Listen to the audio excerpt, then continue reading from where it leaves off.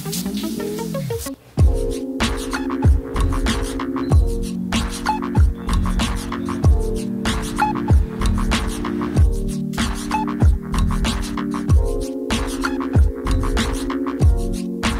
rất là đẹp.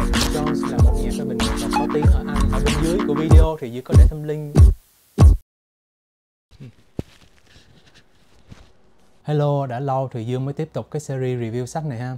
Thực ra là thời gian vừa qua Dương có những cái chuyến du lịch đi Hàn để tham quan các cái bảo tàng và phòng tranh nghệ thuật ở bên Hàn. Sau đó thì đến mùa Tết thì Dương bận rồi, Dương lại có cái nội dung mới như là Dương đi thăm nhà và studio của các bạn Dương. Nói chung là có rất là nhiều cái content mới và Dương cứ theo đuổi những content đó, thành ra là hơi bỏ bê series này. Mặc dù là series này thì Dương khá là tâm đắc, bởi vì để làm những cái series review sách này thì Dương phải chuẩn bị nhiều trước khi mà quay. Nhưng tiện thì cũng khoe với các bạn là Dương mới tậu được một số sách artbook rất là đẹp, thậm chí là có 2 cuốn là Dương còn chưa bóc nữa.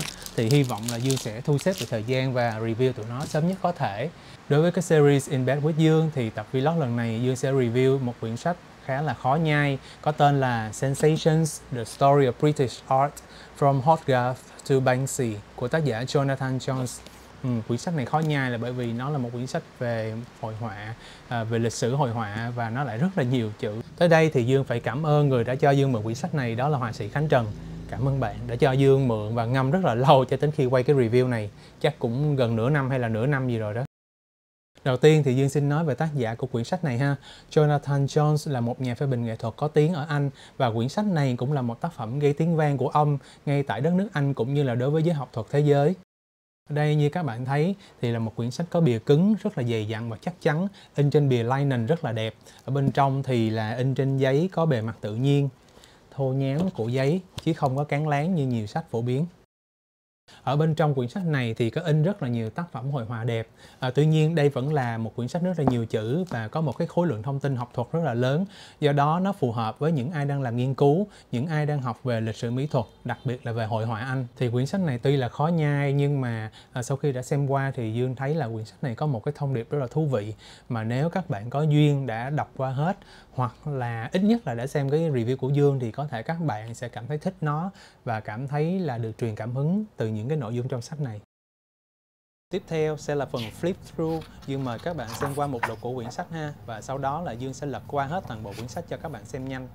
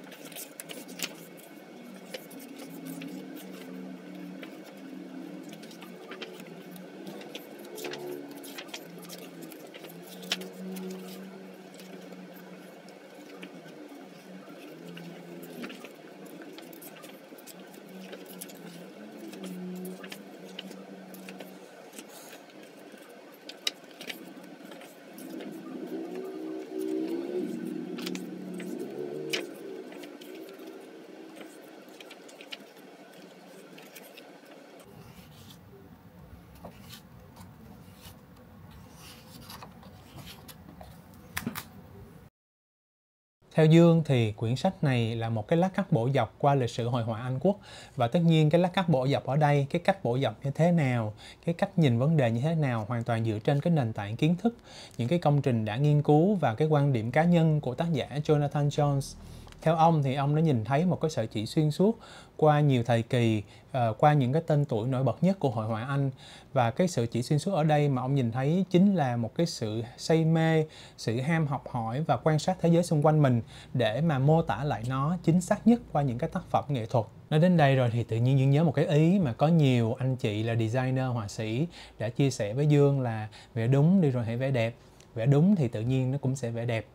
Không biết là các bạn có suy nghĩ như thế nào về cái ý này. Cái này theo Dương đó nha, để mà cảm nhận tốt về quyển sách này á, thì có lẽ là người đọc cần phải có kiến thức về khoảng 2-3 họa sĩ nổi tiếng của Anh qua những cái thời kỳ khác nhau.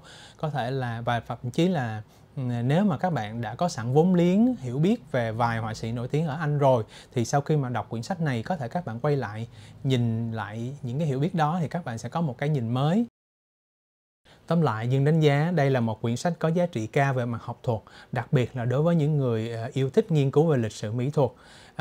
Các bạn sau khi mà đọc quyển sách này có thể sử dụng nó như là một cái guideline để tìm hiểu về các cái họa sĩ khác nhau của hội họa Anh Quốc, và cũng như là tranh thủ kiểm chứng xem cái quan điểm của tác giả trong cuốn sách này có đúng hay không. Ở bên dưới của video thì Dương có để thêm link một cái bài viết phê bình cuốn sách này để các bạn có thể xem thêm. Tới đây thì cảm ơn các bạn đã theo dõi video và ủng hộ kênh của Dương. Xin chào và hẹn gặp lại.